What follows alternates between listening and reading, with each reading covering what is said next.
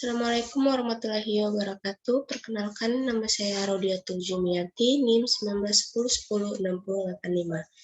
Di sini saya akan mempresentasikan hasil tugas saya, yaitu Juanda Kartawijaya, tokoh Muhammadiyah penggagas NKRI dan Indonesia Maritim Dunia.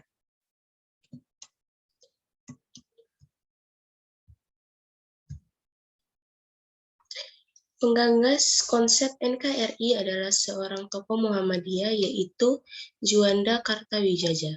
Tanpa Juanda Kartawijaya, konsep mosi integral ala Muhammad Nasir pada tanggal 16 Agustus 1950 tidak akan terwujud. Deklarasi konsep Negara Kesatuan Republik Indonesia oleh Juanda Kartawijaya disebut-sebut sebagai pernyataan kemerdekaan yang kedua. Juanda Kartawijaya adalah tokoh sentral di balik konsep kesatuan bangsa. Juanda Kartawijaya juga memperkenalkan konsep kemaritiman. Kemudian ada mosi integral Muhammad Nasir.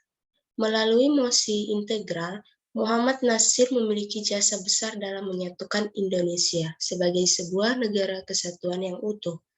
Karena setelah merdeka, Indonesia merupakan negara federal yang terpisah menjadi 7 negara bagian dengan 9 wilayah otonom.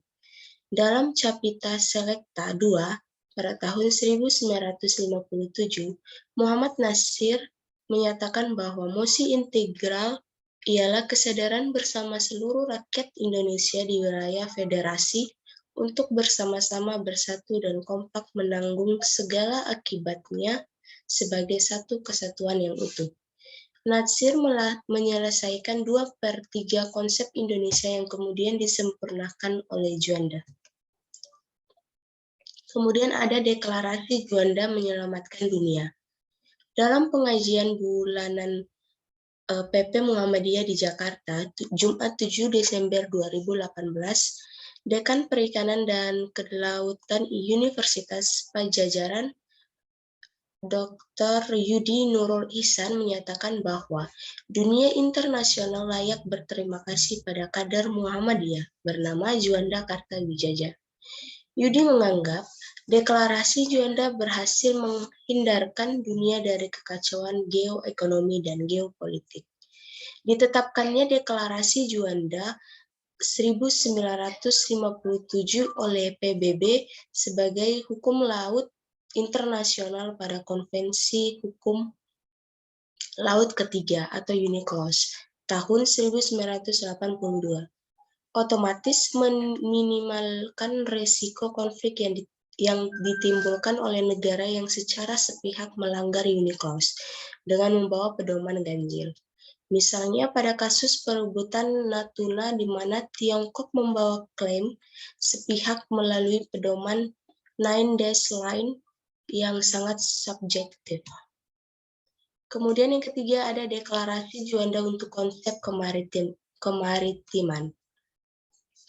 Sebelum deklarasi Juanda, konsep kesatuan NKRI diketahui hanya berupa kedaulatan wilayah-wilayah daratan.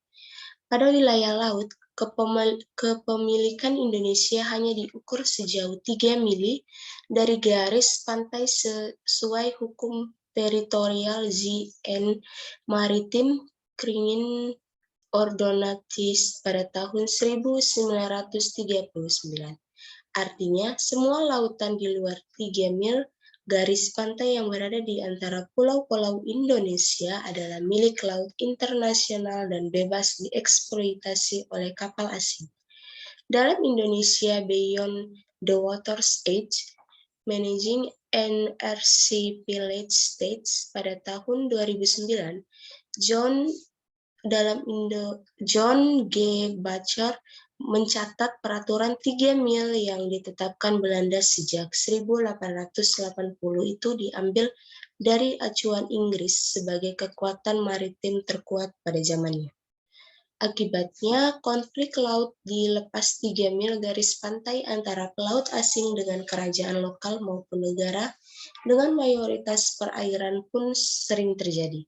Pada akhirnya, banyak negara dengan kawasan laut dominan merasa tidak puas dengan TZMKO 1939, termasuk Indonesia. Kemudian ada penyempurnaan konsep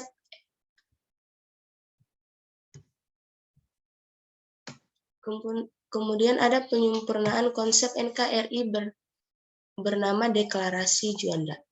Deklarasi Juanda berupa pernyataan bahwa Indonesia sebagai negara yang terdiri dari ribuan gagasan pulau memiliki kekhususan definisinya sendiri sehingga wilayah kedaulatan laut Indonesia adalah termasuk laut sekitar. Di antara dan di dalam kepulauan Indonesia yang menjadi satu kesatuan wilayah NKRI atau dikenal dengan sebutan sebagai negara kepulauan. Setelah melalui perjuangan diplomatik panjang, termasuk peran khusus dari Profesor Mokhtar Kusumamadja, Deklarasi Juanda ditetapkan sebagai landasan hukum Indonesia mengenai perairan Indonesia.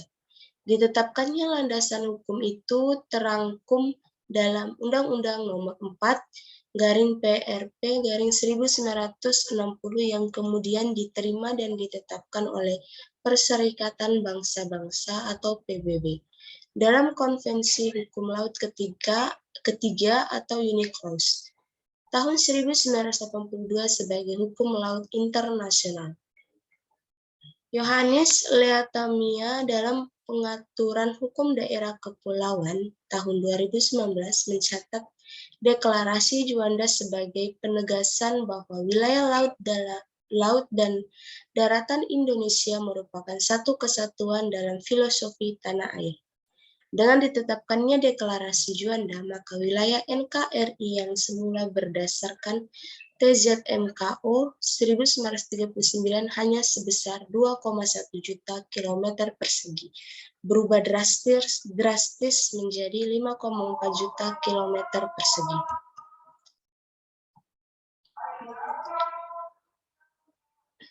Kemudian ada lingkup politik Juanda. Berdasarkan surat keputusan Presiden RI nomor 244/1963, pemerintah Indonesia menetapkan Juanda Kartawijaya sebagai pahlawan nasional pada 1963. Jasa Juanda ternyata tidak hanya di bidang hukum konvensi laut dunia. Selain berjasa dalam perjuangan mewujudkan kedaulatan bahari, Juanda tercatat memiliki banyak peranan dalam berbagai bidang politik.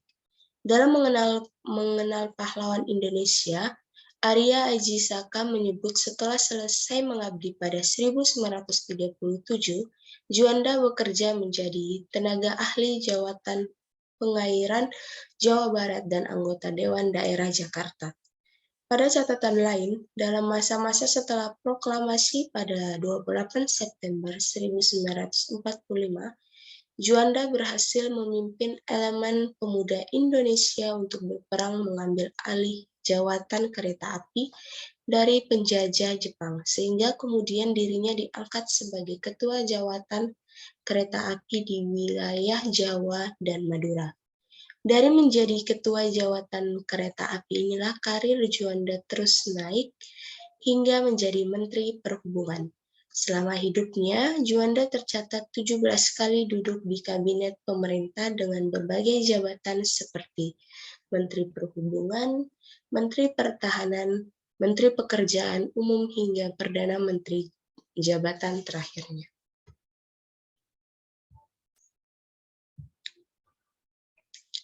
Kemudian yang terakhir ada kecintaan Juanda Kartawijaya pada Muhammadiyah. Dalam kaitannya dengan Muhammadiyah, Juanda merupakan seorang pengurus Muhammadiyah di kota kelahirannya yaitu Tasikmalaya. Catatan paling umum mengenai hubungan Juanda dengan Muhammadiyah adalah keputusannya untuk mengabdi menjadi guru SMA Muhammadiyah di wilayah Keramat Jakarta dengan gaji sekadarnya pada tahun 1934. Karena alasan nasionalisme, Juanda memilih menjadi guru SMA Muhammadiyah daripada menerima tawaran menjadi asisten dosen di alma maternya, Technisch Hochschule atau THS Bandung. Tempat dirinya lulus pada 1933, yang merupakan lembaga pendidikan Belanda. Dalam masanya di SMA Muhammadiyah Keramat Jakarta itu, Juanda atas rekomendasi seorang aktivis Muhammadiyah yang lainnya, yaitu Oto Iskandar Dinata, ditunjuk menjadi direktur atau kepala sekolah. Juanda Kartawijaya meninggal dunia dalam posisinya sebagai Perdana Menteri pada 7 November 1963. Asian Recorder dan kantor berita antara bulan November 1963 mencatat berbeda. Insinyur Juanda Kartawijaya dikabarkan wafat terkena serangan jantung pada 6 November saat sedang bertugas dalam upacara pembukaan Helatan Olahraga Internasional Games of the New Emerging Forces di Hotel Indonesia, Jakarta. Beberapa catatan meragukan kematian Juanda dan menganggap kematiannya bukan terjadi akibat serangan jantung.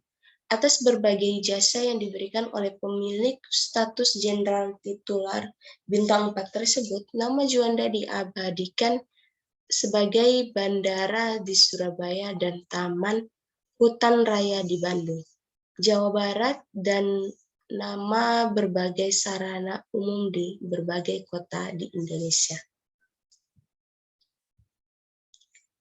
Mungkin sekian presentasi yang bisa saya jelaskan, kurang dan lebihnya saya mohon maaf.